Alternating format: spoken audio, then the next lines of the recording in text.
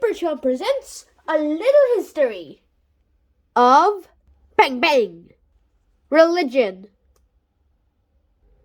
Chapter 6, Do No Harm. Like Buddhism, Jainism is an answer to the question Hinduism posed on humanity.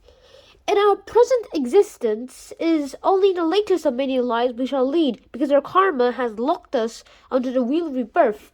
How can we liberate ourselves and escape to a state called nirvana? Nirvana is the Sanskrit word meaning to be blown out like a candle. It is achieved when the soul finally escapes from samsara. The Buddha's answer was to find the middle way between extremes. Jainism went in the opposite direction. It chose the most extreme way imaginable. Extreme self-denial. And it has the deal was for its followers to commit the act of salakana and starve themselves to death. Then the word Jainism comes from a Sanskrit verb meaning to conquer, and it refers to the battle that Jains were against their own nature to reach the enlightenment that brings salvation. In Jain tradition, there were 24 conquerors who did that, and who is usually described, and it is the last of these Tirthankaras who is usually described as the founder of Jainism. His name was Vardhamana. Although he was known as Mahavira, which means great hero, tradition tells us that he was born around 599 BCE in Ganges Basin of eastern India, and he agreed with the Buddha that desire was the cause of suffering. People are not happy because they crave what they do not possess, but no sooner do they get what they lusted after that they want another thing. It was how he went about extinguishing desire that showed a radical character of what Mahavira was. He said that release from the wheel of rebirth could only be achieved by avoiding evil and doing good. Like the Buddha, he too was a liberalist. He distilled his method into 5 commandments. By the way, not most of Jainists that survived. They usually suicided. These 5 commandments, if you will. Do not kill or harm living things. Do not steal. Do not lie. Do not live an unchaste or disciplined life. And, of course, do not covet or crave anything. Well, firstly, there is nothing new about these rules. Other religions do all these, and he makes it up. Well, Mahava's first commandment, not to kill or harm other creatures, ahimsa or non-violence, is the main feature of his teaching, and he makes it absolute and universal. Only by absolute non-violence can those seeking salvation change the karma that clamps them to the wheel of rebirth. Jain monks and nuns are not to hurt or kill anything.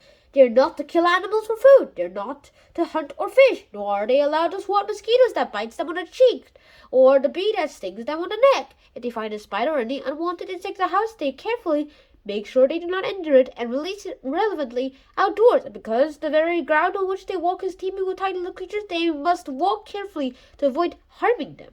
To be sure their heavy tread will not crush the light beneath their feet, Jains fashion a broom of soft feathers and gently sweep the path in front of them as they make their way over it. Some even wear masks over their mouths to avoid harming insects by inhaling them.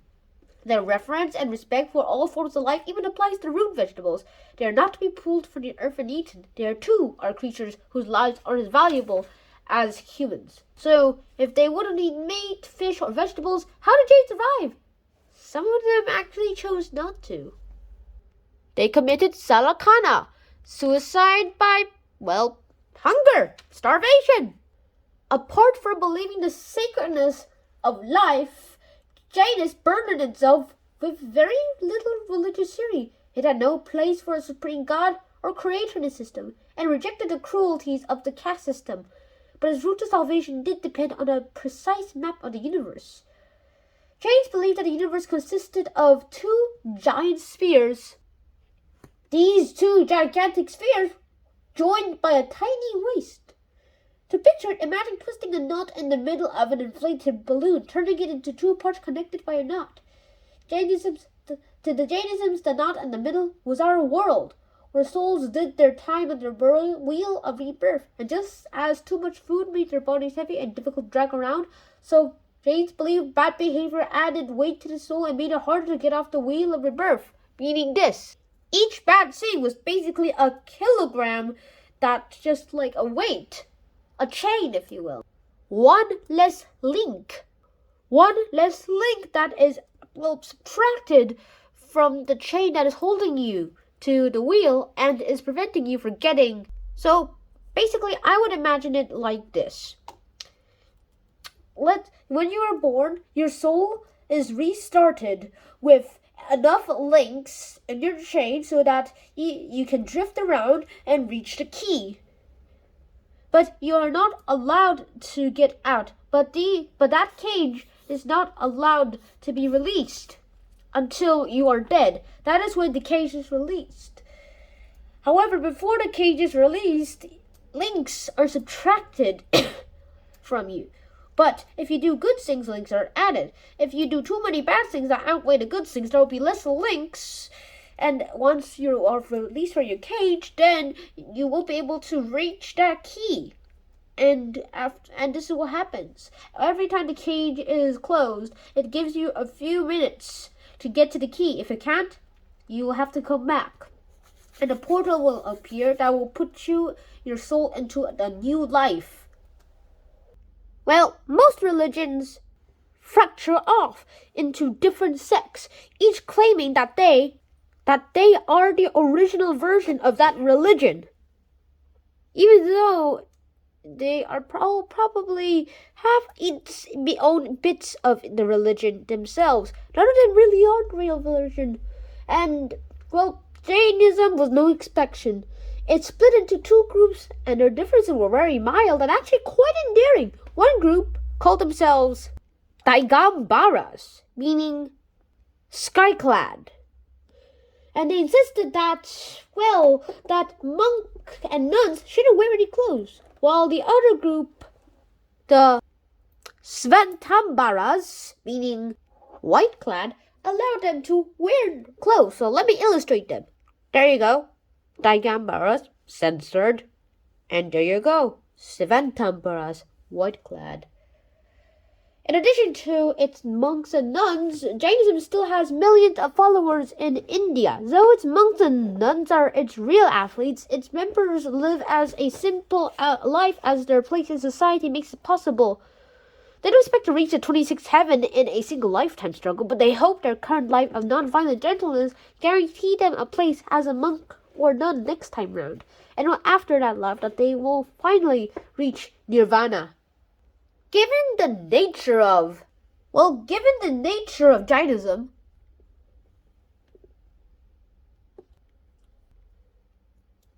it is never ever going to be a religion, at least not a mass one, but it has been an influential one, and it introduces us to an interesting distinction.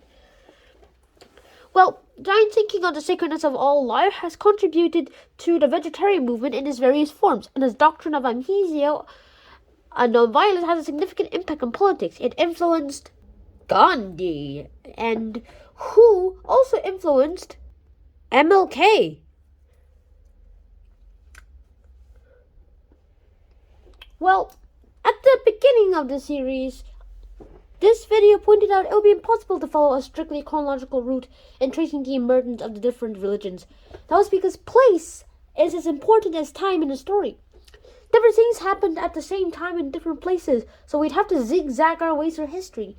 That's why in the next episode, we'll have to zig back in time to a few hundred years after the Aryans invaded India, and zag west in place to look at one of the most important figures in the history of religion, a mysterious character called Abraham.